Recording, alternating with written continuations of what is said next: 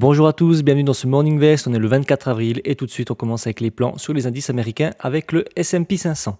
En daily, on peut voir que la journée de hier, on a fait une belle grosse bougie verte et puis on se retrouve en dessous toujours des moyennes mobiles, mais les moyennes mobiles qui étaient orientées plutôt à la baisse, elles commencent à se remettre à l'horizontale, elles sont très proches l'une de l'autre. Donc alors, est-ce que c'était une respiration et là maintenant on repart de plus belle ou est-ce qu'on va rebloquer sur les moyennes mobiles? On verra ça, je pense, dans la journée. En 4 heures, lors de la vidéo d'hier, je vous avais dit qu'on était en train de faire des plus hauts qui étaient plus hauts que les précédents et des plus bas qui étaient plus hauts que les précédents. Donc là, pour le moment, on voit qu'on a vraiment tout explosé et puis on est venu se loger dans cette zone de polarité qui avait été travaillée dans le passé. Donc maintenant, en plus de ça, on est toujours dans un flux qui est baissier, mais on est quand même passé au-dessus des moyennes mobiles. Donc c'est plutôt bon signe pour un éventuel rebond et repartir dans une dynamique haussière. En 1 heure et pour mon plan. Donc là, on peut voir qu'on est vraiment repassé au-dessus des moyennes mobiles. On est même passé au-dessus de la moyenne mobile 200 jours. Donc c'est plutôt bon signe. Si je retrace le Fibonacci de tout ce dernier mouvement baissier, on peut voir qu'on a même cassé le 61.8. On se retrouve dans la zone de polarité. Pour le moment, moi, je n'ai pas de préférence pour faire des achats ou des ventes. C'est vrai que le graphique m'inspirait plus pour faire un achat. Pour faire des ventes, c'était un petit peu plus complexe pour voir les choses. Par contre, pour mon plan acheteur, ce serait qu'on vienne retester le 61.8 de tout le dernier mouvement baissier et sur signal, je pourrais tenter un achat. Et puis, en cas de rejet de ce palier 61.8 et de cette zone de polarité, je pourrais tenter une vente. Par contre, cette vente, on est vraiment encore au-dessus des moyennes mobiles, c'est peut-être un petit peu trop agressif. On peut voir qu'ici, on a quand même une zone de polarité qui avait bien été travaillé par le passé. Donc, au lieu d'attendre ce rejet puis rentrer directement entre le 61.8 et le 50% du retracement de Fibonacci, peut-être que ce serait un petit peu plus safe d'attendre une cassure de ce palier-là avant de pouvoir rentrer en position et puis d'exploiter des ventes par ici parce qu'on se retrouverait quand même plus ou moins en dessous des moyennes mobiles. Donc voilà pour le S&P 500. Le Dow Jones, en le rang daily, rien de plus que la journée d'hier. On voit qu'on a vraiment fait un beau rebond. Maintenant, on se retrouve dans cette belle zone de polarité. Le flux est toujours baissier puisqu'on est toujours dans le rouge, mais les moyennes mobiles sont orientées à l'horizontale.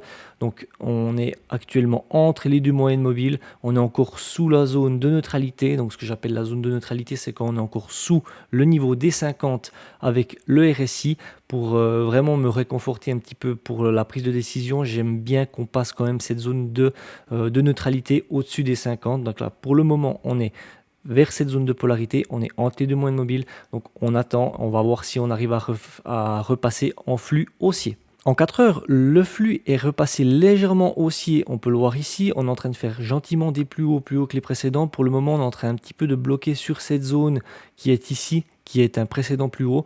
Donc pour le moment, on est quand même dans une dynamique qui a tendance à repartir à la hausse. On a la moyenne mobile de 100 jours qui est ici, qui sera quand même, je pense, un obstacle qu'il va falloir franchir. Et puis si on arrive à franchir cette zone de résistance qui converge avec le 61.8 de tout ce dernier mouvement baissier, je pense que là, on pourra vraiment confirmer le retournement de la tendance et repartir dans une dynamique qui est haussière et qui sera confirmée.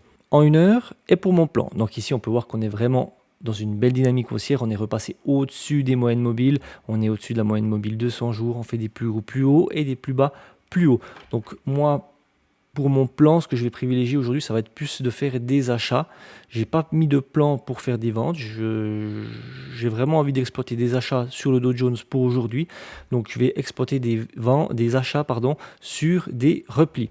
Donc pour mon premier plan acheteur, ce serait que comme on a cassé le 61.8 de tout ce dernier mouvement baissier qu'on a ici, ce serait qu'on vienne retester ce palier ici et qu'on reparte à la hausse et qu'on aille rechercher les 100%. Et en cas de repli un petit peu plus important sur cette ancienne zone de polarité qui converge avec également un ancien plus bas et sur signal, je pourrais tenter un achat. Donc voilà, j'ai pas mis de vente. Après, si on viendra à casser cette zone de polarité, potentiellement, il faudrait qu'on refasse un retracement Fibonacci de tout ce dernier mouvement aussi, et puis voir un petit peu où les paliers importants se situent pour pouvoir exploiter des ventes. Alors voilà pour le Dow Jones. Le Nasdaq, on peut voir qu'en daily, on est toujours dans un flux qui est baissier. On a vraiment fait un joli rebond lors de la session de hier et aujourd'hui, on a même ouvert en gap haussier. Pour rappel, le gap haussier, c'est lorsque on a une clôture de bougie qui se fait ici et que l'ouverture de la bougie suivante se fait en décalé par rapport à l'autre bougie. Normalement, quand on a une clôture de bougie qui est ici, l'ouverture se fait plus ou moins au même niveau. Donc là, elle ne se fait pas au même niveau, donc c'est ce qu'on appelle un gap haussier. Ça peut être aussi une indication comme quoi le marché a vraiment envie de pousser à la hausse.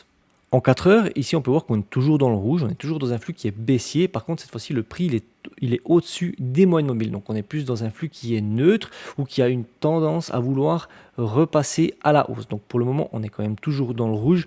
On peut voir que la divergence qu'on avait regardée lors de la journée précédente, qui a été validée, elle a atteint gentiment son objectif. Pour rappel, l'objectif d'une divergence, c'est le 50% de tout le dernier mouvement qu'on a ici, donc le dernier mouvement baissier, c'est le palier des 50%, c'est la moitié du mouvement. Donc on peut voir qu'on y arrive gentiment. Donc après, les scénarios exploitables, c'est est-ce qu'on arrive à ce niveau des 50 et puis qu'on repart, ou est-ce qu'on arrive à ce niveau et puis qu'on repart à la hausse. Donc à voir. On va déjà voir si on arrive à cet objectif et puis ensuite on verra où le prix aura envie de se diriger. Pour le moment, je sens qu'il a vraiment envie de pousser, qu'il a vraiment envie de monter. En tout cas, c'est ce que montrent les graphes pour l'instant. En 1 heure et pour mon plan. Donc là, on peut voir qu'on est vraiment dans une dynamique qui est haussière. On est au-dessus des moyennes mobiles. On vient de passer la moyenne mobile 200 jours. On a cassé également le 61,8 de tout ce dernier mouvement baissier qu'on a ici. Donc pour mon premier plan acheteur, ce serait que le prix revienne retester ce palier de 61,8 et sur signal, je pourrais tenter un achat et aller chercher le 100%. Et en cas de repli un peu plus important dans cette grosse zone de polarité qu'on a vu en daily et sur signal, je pourrais également tenter un achat. Ensuite, sur cette zone de résistance qui converge avec les précédents plus hauts, j'ai mis une vente car on peut voir que sur le RSI, on est en surachat. Donc quand on est en surachat, c'est que potentiellement à un certain moment, on va devoir venir respirer.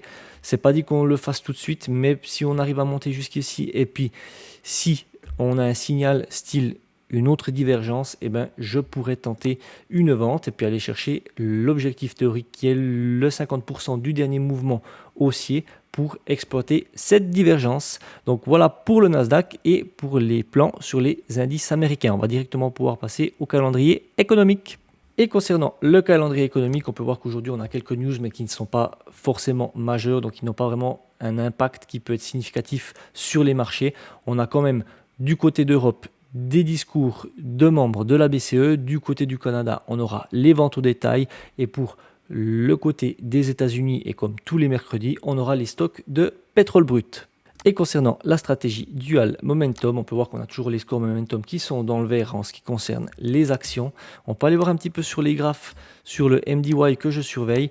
On peut voir que le MDY, en retraçant tout ce mouvement haussier, on est quand même venu s'arrêter sur le 61,8 du mouvement haussier et qui converge également avec une zone de polarité. On ne le voit pas ici, mais ce 61,8 converge également avec la moyenne mobile 20 de l'unité de temps hebdomadaire. Donc on est vraiment venu s'arrêter sur un point charnière, je dirais, car si on l'aurait vraiment cassé là, peut-être qu'on aurait vraiment continué notre chute, on aurait vraiment continué la correction un petit peu plus bas. Et puis en ce qui concerne le point d'entrée que j'attends pour le RSI, pour le moment, on est toujours en dessous de la zone de neutralité. Ce que j'appelle la zone de neutralité, c'est vraiment le niveau des 50. Pour que je puisse prendre une décision, pour que je sois réconforté, il faut vraiment qu'on soit au-dessus du niveau des 50. On peut le voir ici que lorsque on est au-dessus du niveau des 50, on a quand même une tendance à être un peu plus dans une dynamique haussière. Et si je reviens un peu plus dans le passé, par exemple ici, quand on est en dessous de la zone de neutralité des 50, on peut voir qu'on a plus une tendance à être dans une dynamique qui est baissière. Donc ça ne veut pas dire que c'est toujours pareil, mais moi, personnellement, dans la stratégie que j'utilise, ça me réconforte d'être au-dessus de cette zone de neutralité. Donc voilà, c'est tout pour moi pour aujourd'hui. Je vous invite à mettre vos retours dans les commentaires, à vous abonner à la chaîne. Moi, je vous dis à tout bientôt pour une nouvelle vidéo. Et surtout, n'oubliez pas de rester prudent sur les marchés. Ciao!